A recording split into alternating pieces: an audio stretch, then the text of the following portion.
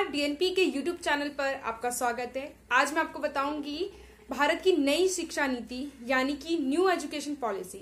जी हाँ, जिसे भारत के MHRD यानी कि मानव विकास मंत्रालय ने 34 वर्षों के बाद बदला है। पहले स्कूलों में 10+2 के फॉर्मेट पे पढ़ाई कराई जाती थी, अब 5+3+3+4 के फॉर्मेट में पढ़ाया जाएगा। यानी कि अब स्कूल के कक्षाओं को, जैसे पहले 10+2 होता था, 10th और 12th में हम बोर्ड देते थे, उसे बदलकर अब 5+3+3+4 में बांटा गया है। यानी कि पहले 5 वर्ष में स्टूडेंट को फाउंडेशन स्टेज में रखा गया है, यानी कि उनकी नींव को मजबूत करने के लिए पहले 5 वर्ष में काम किया जाएगा, जिसमें उनके NCERT के तहत उनका करिकुलम एक्टिविटीज को बनाया जाएगा। इन 5 वर्षों में प्राइमरी के प्री प्राइमरी के 3 वर्ष होंगे और एक और दूसरी कक्षा के 2 वर्ष, कुल मिलाकर हुए 5 वर्ष। ये हुआ भारत की नई शिक्षा नीति के नए फॉर्मेट का पहला स्टेज। इस पहले स्टेज में बच्चों के खेल कूद से लेकर के एक्स्ट्रा करिकुलम एक्टिविटीज पे काफी ध्यान दिया जाएगा, यानी कि बच्चों का बस्ते का बोझ या बैग का बोझ हम कह सकते हैं कि कम हो जाएगा। इसके बाद यानी कि कक्षा 3 से लेकर के 5 तक में बच्चों के फ्यूचर के लिए उन्हें तैयार किया जाएगा। उसके बाद आता है हमारा थर्ड स्टेज यानी कि मिडिल स्टेज, जिसमें कक्षा 6 से लेकर 8 तक सारे स्टूडेंट्स को, सारे बच्चे को एक निश्चित यानी कि तय सिलेबस के तहत, यानी कि तय सिलेबस उन्हें पढ़ना पड़ेगा। इसके बाद आखिरी स्टेज यानी कि 4 वर्ष में बच्चों को किसी खास विषय के प्रति इनकी गहराइयों को उन्हें समझाया जाएगा। हमारे अब नए शिक्षा नीति के अनुसार रिजिड स्ट्रीम को हटा दिया गया। जी हाँ, मतलब कि आप अब आर्ट्स के स्टूडेंट साइंस भी पढ़ सकते हैं, साइंस के स्टूडेंट कॉमर्स भी, कॉमर्स के स्टूडेंट आर्ट्स भी और साइंस भी। मतलब कि अगर किसी स्टूडेंट को हिस्ट्री लेना है और उसके साथ उन्हें फिजिक्स की भी तैयारी करनी है तो वो दोनों साथ में कर सकेंगे। इसमें उन्हें चूज करना पड़ेगा कि वो मेजर सब्जेक्ट क्या लेना चाहते हैं और माइनर सब्जेक्ट क्या लेना चाहते हैं। तो ये थी भारत की नई शिक्षा फॉर्मेट, जो कि 10+2 को हटा करके 5+3+3 और 4 में डाला गया है। इसके बाद जो एक अहम बदलाव और है वो ये है कि कक्षा 5 तक अब बच्चे यानी कि स्टूडेंट्स अपने मातृभाषा, राष्ट्रभाषा या लोकल लैंग्वेज में पढ़ाई कर सकेंगे। इसका मतलब ये है कि अब सारे सब्जेक्ट उनके इंग्लिश में नहीं होंगे। इंग्लिश अब कोई एक सब्जेक्ट के तरीके से पढ़ाया जाएगा। पूरा सिलेबस, उनकी पूरी कोर्स की तैयारी इंग्लिश में नहीं होगी। यानी कि अगर किसी को संस्कृत भाषा में अपनी मैथ्स की पढ़ाई करनी है, अपनी साइंस की पढ़ाई करनी है तो वो कर सकते हैं, किसी को हिंदी में करना है तो वो कर सकते हैं। ये उन्हें छूट दी गई है कक्षा 5 तक। इसके बाद जो भारत के विकास के लिए एक और अहम कदम उठाया गया है MHRD के द्वारा, वो ये है कि अब कक्षा 6 से यानी कि क्लास 6 से ही सारे स्टूडेंट को कोडिंग सिखाया जाएगा। इसका मतलब कि अब कक्षा 6 से ही सब कोडिंग सीखेंगे कक्षा 12वीं तक। जितने भी डेवलप कंट्रीज है, USA, रशिया या चाइना या जापान, इन सभी जगहों पे ऐसा होता है। जितने भी पूरे विश्व में डेवलप कंट्रीज है, उन सारे जगहों पे कोडिंग को बचपन से ही सिखाया जाता है, जिसमें अब बच्चे मोबाइल एप्लीकेशन, सॉफ्टवेयर फॉर्मेशन ये सब सीखते हैं। रशिया में तो जहां तक कि बच्चों को हैकिंग तक सिखाया जाता है। तो हम कह सकते हैं कि ये एक जो नया बदलाव है, ये बच्चे के विकास के साथ में देश को भी आगे ले जाने में काफी काम आएगा। साथ ही अब क्लास 6 से स्टूडेंट इंटर्नशिप कर पाएंगे, यानी कि स्टूडेंट को जिस फील्ड में इंटरेस्ट है, वो चाहे पेंटिंग हो, कारपेंटिंग हो या फिर प्लम्बरिंग, कोई भी काम बच्चे अब इंटर्नशिप उसमें कर सकते हैं। यानी कि प्रैक्टिकल नॉलेज अब ज्यादा महत्व होगा।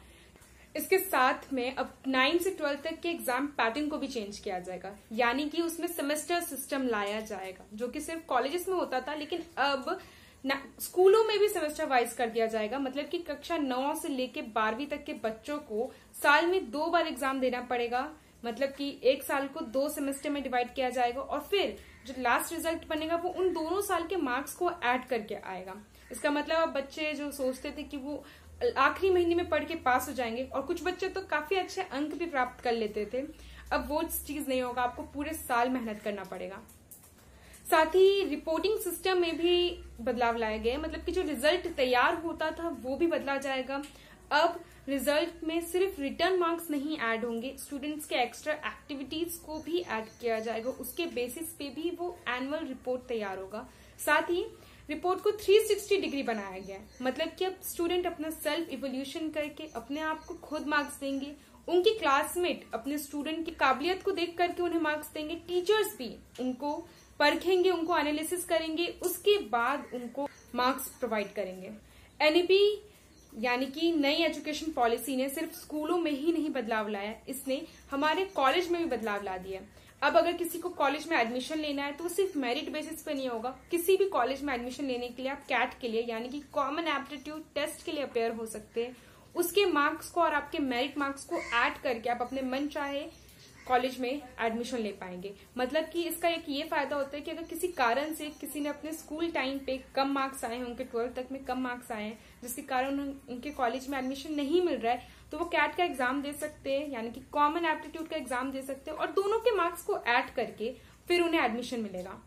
इसके अलावा जो ग्रेजुएशन में एक बहुत बड़ा चेंज है वो ये है कि अब अगर कोई भी स्टूडेंट बीच में ही कॉलेज को छोड़ता है तो उसे खाली हाथ नहीं लौटना पड़ता। मतलब कि multi entry and multi exit का प्रस्ताव रखा गया है, जिसका मतलब ये है कि अब क्या होगा कि अगर किसी स्टूडेंट ने किसी कारण पहले वर्ष में ही ड्रॉप आउट कर लिया, मतलब कि उसने पहले वर्ष अपना कंप्लीट किया लेकिन अब उसे आगे कंटिन्यू नहीं करना है, तो उन्होंने वो पहले वर्ष में अपने कॉलेज से डिग्री वापस लेने का सोचा, तो उन्हें एक सर्टिफिकेट मिलेगा। मतलब उनका वो 1 साल वेस्ट नहीं जाएगा। जो पहले होता था कि आपको पूरा 3 साल का कोर्स करना पड़ेगा, उसके बाद ही आपको कॉलेज की तरफ से कोई भी डिग्री मिलेगी या कोई भी सर्टिफिकेट मिलेगा, लेकिन अब ऐसा नहीं है। अब अगर आप 1 साल में ही ड्रॉप आउट होते हैं तो आपको एक सर्टिफिकेट मिलेगा और अगर आप 2 साल कंप्लीट करते हैं तो आपको डिप्लोमा डिग्री मिलेगी। यानी कि आप अगर 3 साल की कंप्लीट कोर्स को करते हैं, अगर आप अपना 3 साल का पूरा डिग्री कंप्लीट करते हैं तो आपको एक बैचलर डिग्री मिलेगा। लेकिन उसके साथ में अगर आपने सोचा कि आपको कंटिन्यू करना है तो आपको बैचलर प्लस रिसर्च डिग्री मिलेगा। मतलब कि अगर आप 4 साल के ग्रेजुएशन कोर्स को करते हैं तो आपको बैचलर प्लस रिसर्च डिग्री मिलेगा, जो कि बहुत इंपॉर्टेंट है। जो बच्चे आगे पढ़ना चाहते हैं लेकिन वो मास्टर्स नहीं करना चाहते, वो बस रिसर्च करना चाहते, तो उनके लिए काफी अच्छी अपॉर्चुनिटी है। हो सकता है कि आगे सरकार इसके बारे में और स्पष्टीकरण दे और बताए, हम आपको उसके बारे में भी अपडेट देते रहेंगे। कहा जाता है, एक कहावत है कि अगर देश बदलना है या देश में सुधार लाना है तो उसकी शिक्षा नीति को बदलना जरूरी है, क्योंकि बच्चे देश का भविष्य होते हैं। तो इस शिक्षा नीति से देश में काफी बदलाव आने वाला है। ऐसा अनुमान लगाया जा रहा है कि अगले 2 साल के अंदर इसे इम्प्लीमेंट कर दिया जाएगा।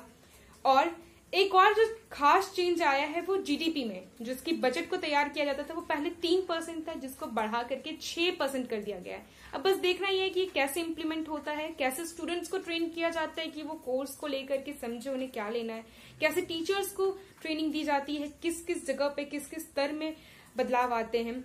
खबरों से जुड़े रहने के लिए डीएनपी यूट्यूब चैनल को सब्सक्राइब करें।